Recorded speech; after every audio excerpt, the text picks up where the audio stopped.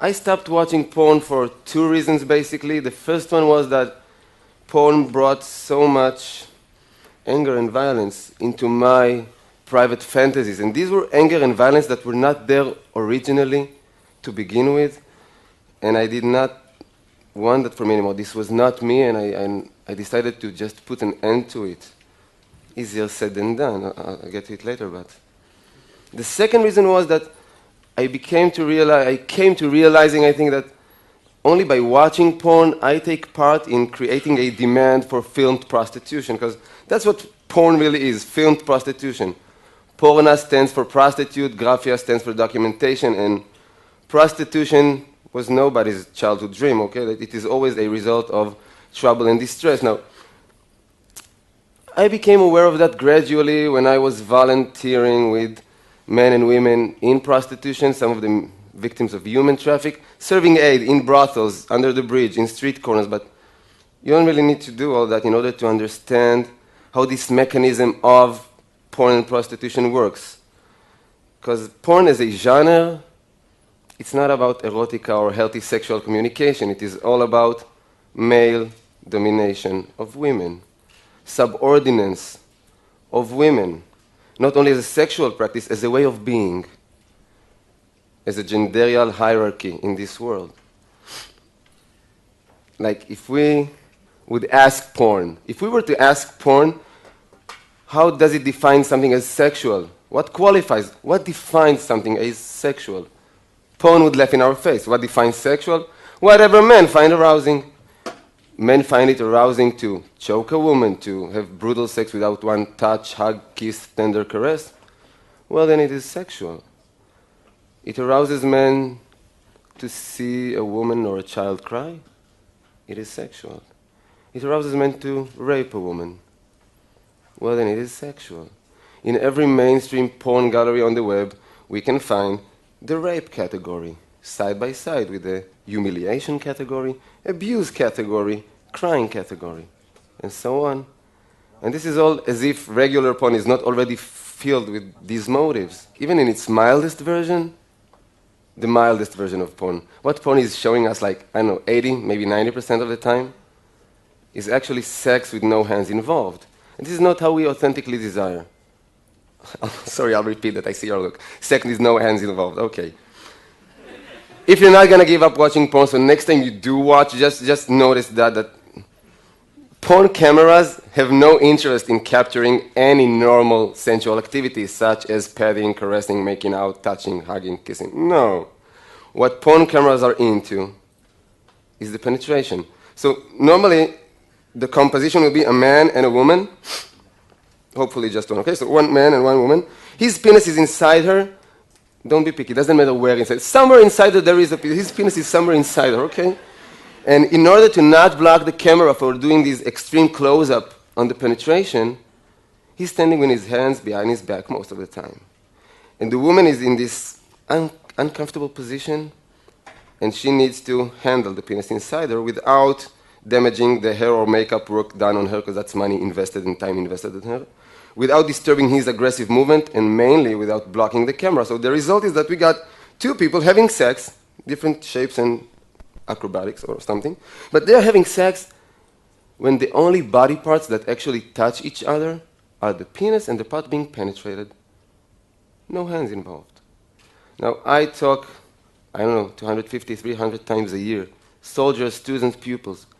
No one has ever come up to me and say, Ran, you know, that part with sex with no hand thing, that was my authentic desire. Like, when I was 11 or 12, I never wanted to kiss anybody or touch them. I was not curious about that. It was all penetrations to begin with.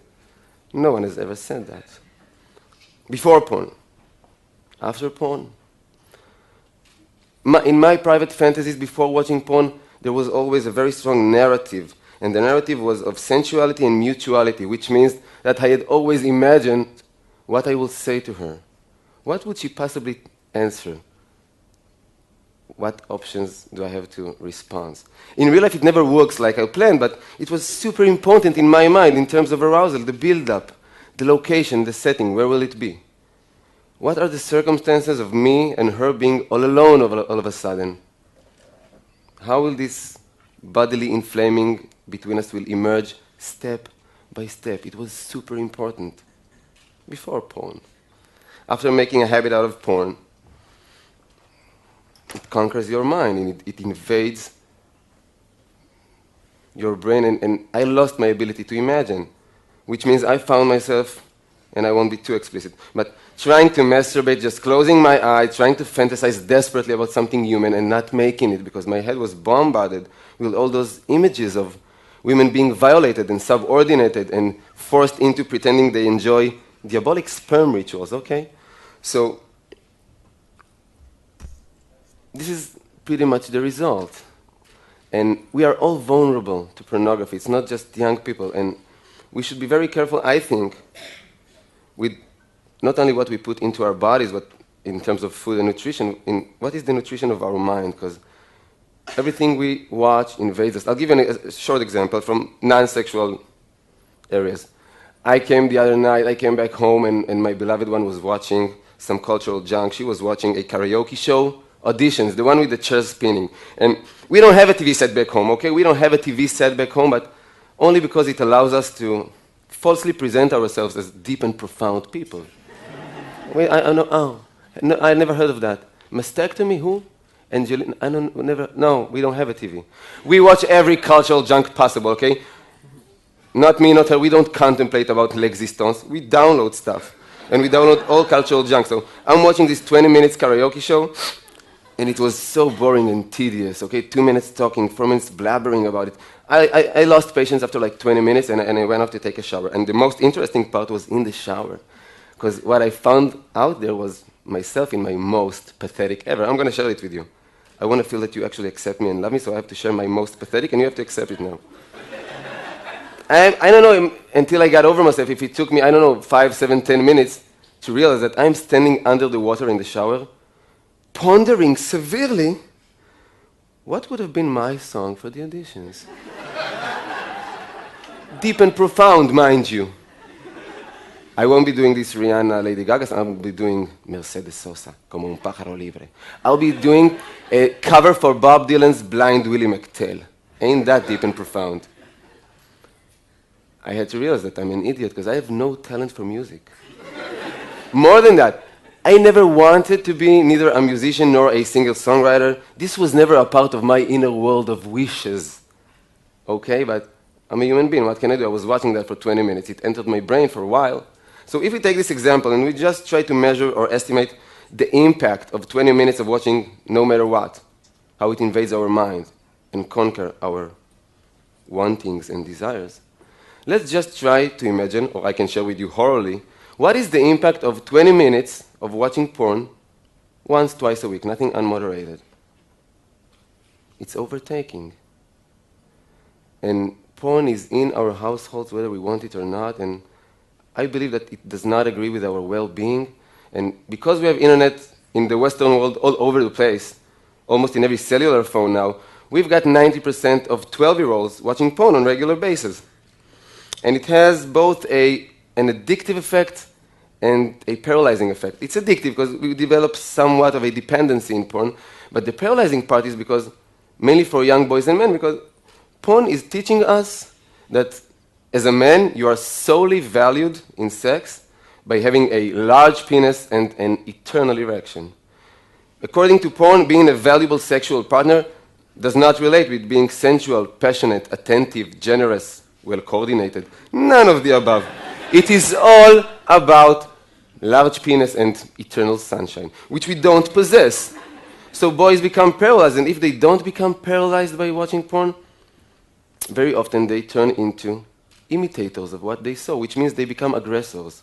Aggressors, even when emotion is involved. Like, there is so much sexual abuse going on nowadays within the confines of what we perceive from the outside as beautiful teenage love stories or healthy adult relationships, because we don't really talk about sex. We just see it all over the place. We don't really talk about it. So what goes on in the confines of a certain room, but these are all sexual mutations that happens.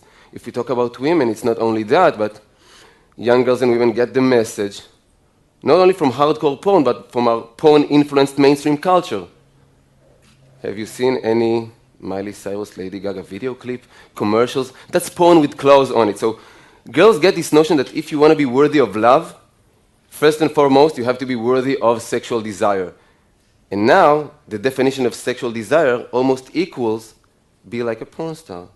So I work in dozens and dozens of high schools and junior highs. In every single one of these schools, I find girls that at a certain point agreed to be documented in an intimate situation because they wanted to please some guy that they had feelings for. And this guy misappropriated their trust. Always same story, so he sells it on WhatsApp application or on the web, in the internet. And normally nobody even addresses him in terms of moral. But it is always girls that suffer from shaming and mortification. They can change school, they drop out normally. Change school, move to another city, and still be haunted on social networks. They develop clinical depressions, severe eating disorders, as if we don't have enough reasons in our culture to develop eating disorders. They become so isolated socially. So some of them, like Amanda Todd, rest in peace, some of them actually commit suicide because they find no more value in life or in themselves. So porn is not only in our house, it is a capital case. It is not a minor phenomenon in our society. It is a question of life and death sometimes.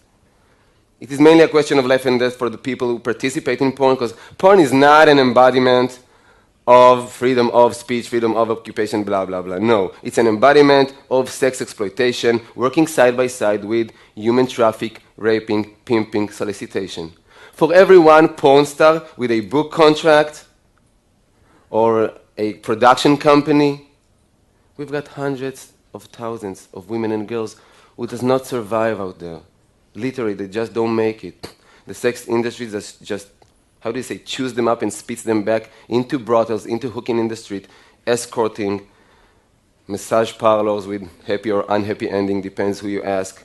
And I'm not joking, this is serious, like this is the whole spectrum of prostitution. So many of them doesn't even make it to the age of 50. I'm talking countries that the average life expectancy is 75, 76 years now. They don't make it to the age of 50, for reasons mainly. Drugs, STDs, sexually transmitted diseases, being murdered by a John, a pimp, a boyfriend. And the fourth reason is suicide once again. Because if you're a prostitute, on camera or off camera, you're in the situation that we can refer to as social death. We have all sat in the dinner table with people who probably consumed prostitution, that have been to a brothel once, twice, at least. We never sat down to the table with a prostitute, not with a declared one. So that's social death. It is not glamorous, not at all. And when I sit in the privacy of my room and I watch porn, even without paying, no need to pay, it's free, okay? I hope you know that, if you're still consuming. Whatever I'm watching is creating a demand, and wherever there is a demand, there will be supply. There's a correlation. If I watch pornography of black older women, somebody is going to go out and pimp black older women. Asian minors, somebody is already trafficking Asian minors in order to film them, okay? Israeli women, Palestinian women, WASP, all-American college girls, that is strong in the last few years, it's a very upcoming category. The scum of the earth are already out there trying to solicitate and prostitute these women on camera. So I stopped watching porn for my personal well-being, my intimate communication, my private erotic life, my, reclaiming control and responsibility over my mind. But by doing that, I actually stopped contributing to this horrible sex industry, and that's a good thing to do, I believe. And I would really like to propose that notion of physically and emotionally safe sex. Emotionally safe sex. It does not mean going back to be conservative or unliberated sexually. I'm all for sexual freedom. It just means that we need to put genderial hierarchy aside, subordinates aside, and bring back in, let's just say, laughter as a critical mass for intimacy. Two souls, two humans, two souls alone in private. Can they please have a laugh together? I don't care if they know each other for a decade or for an hour. If two souls alone in a room does not manage to have a laugh together, what good could possibly grow there, sexual and non-sexual? That's emotionally safe sex. I've got so many things I really want to share with you, but I feel like my time is almost up. So I just really want to ask for us to speak about these issues more, because I strongly feel that our history of silence never did us any good, because silence only perpetuates more silence, while talking normally gives birth to more talking, more sharing, more identification, more awareness, more change. Small change in our small, humble life, but real change, a true one, emotionally safer. Thank you for listening.